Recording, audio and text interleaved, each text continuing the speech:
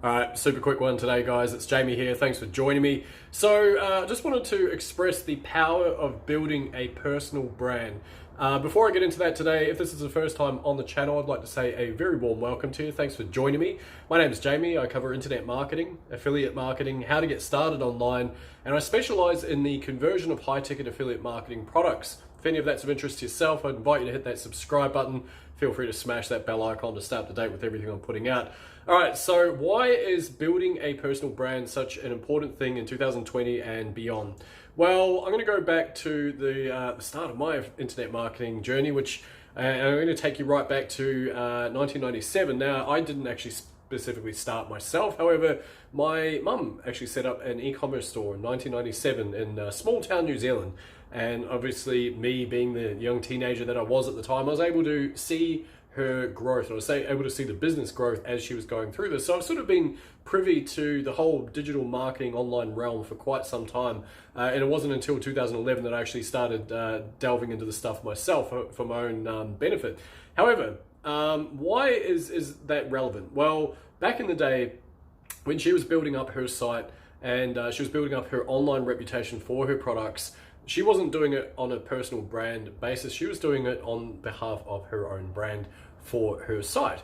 Now, that was all well and good, but there was something that happened as a byproduct of her being a single mum, businesswoman from small town New Zealand, sending products all the way over to the States and whatnot in different parts of the world, which has been her sole source of income for about 23 years as of the time of recording. And the thing was that people started to get to know her. And so people would liaise with her, they would send her emails, they would send her Christmas cards around Christmas time, they would send her birthday cards, things like that. And so she ended up having a form of relationship with her customers, and in my opinion, that was part of the overall brand. People loved buying from her, not because it was the most amazing product, which by the way was actually an incredible and is actually an incredible product, has helped many thousands of people for many years, as I mentioned, but it was also because she had built the equity with her brand, and her being part of that brand, people warmed to her, and I guess the journey that she went on, and especially because she would actually put that as part of her sales page, people would gel with that story as well. Now I'm going to take you back to the future again now, and I'm going to go to I guess my own I guess foray into affiliate marketing. And what I did is I originally started writing blogs, and now there's nothing wrong with that. I had a series of blogs.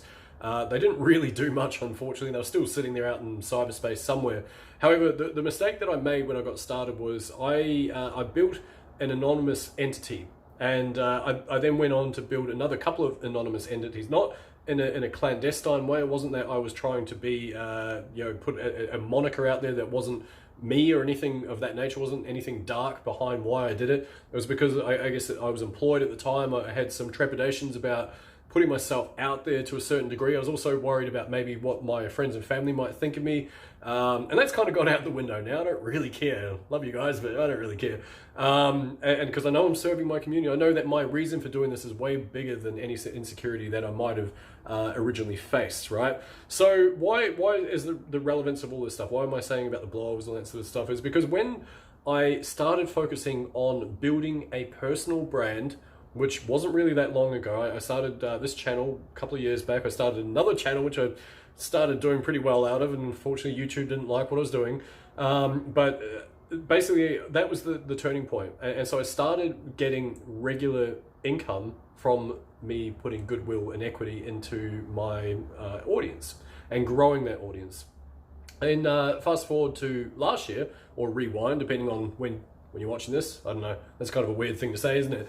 Anyway, going back to last year, and when things really took off, it was because I got super focused on building my brand, on using the goodwill and equity that I had within my audience to start making offers. And that is the key thing right there. It's all very well building a brand, but if you're not actually selling anything to your audience, what's the point, right? You're not doing it for charity. So if anyone is watching this at this stage and you're thinking, what the hell is this guy all about? Building a personal brand, it's not about, you don't necessarily need to be like an Instagram model. You don't need to be one of those guys that's doing all the fails and the funny stuff and the skits and whatnot. It's really just about putting stuff out there that shows a little bit about who you are It's about putting stuff out there that actually builds goodwill within your audience. And over and above that, you start to get some results. And when you start getting those results, guess what? You show them off a little bit, just tactfully, just a little bit, you don't want to show off too much. And what that tends to do is it brings your audience out, and they will start respecting you more. You'll start having more authority with them, and people want to buy what you have. So that, in my opinion, is one of the easiest ways to build an online business, when you build it around yourself, because no one can compete with you. No one can take away you. The witticisms, the mannerisms that you have, the way that you describe things, the whatever else that makes you you, and that's unique. And so there's going to be hundreds of reasons why someone would buy from you, why someone would buy from me, or the other person down the road. Many, many reasons. And so with that in mind, isn't it kind of wonderful that you can have an impact on the world, even in a very small way, with a very small audience? You don't need to be, the next Kardashian or whatever, right? Like, it's all about how you can impact just a few people. And I think as Russell Brunson, he talks about the Dream 100. There's another point that you don't need thousands and thousands of followers. You need, just a handful, really, in the grand scheme of things, to live a very comfortable lifestyle. So in my opinion, and again, my experience, building a personal brand will allow you to sell more. It will allow you to connect with your audience. It will allow you to have an impact on your audience. And doing so over a sustained period allows you to build that very sustainable, very profitable business as well. Now, if you're interested in learning more about this, check out the link below here. It's going to lead you to a page that uncovers the 4-step framework that my millionaire mentor has given me in order to blow up his business and help me blow up mine as well. Anyway, look forward to seeing you guys in the next one. My name's Jamie. Thanks for joining me. Cheers.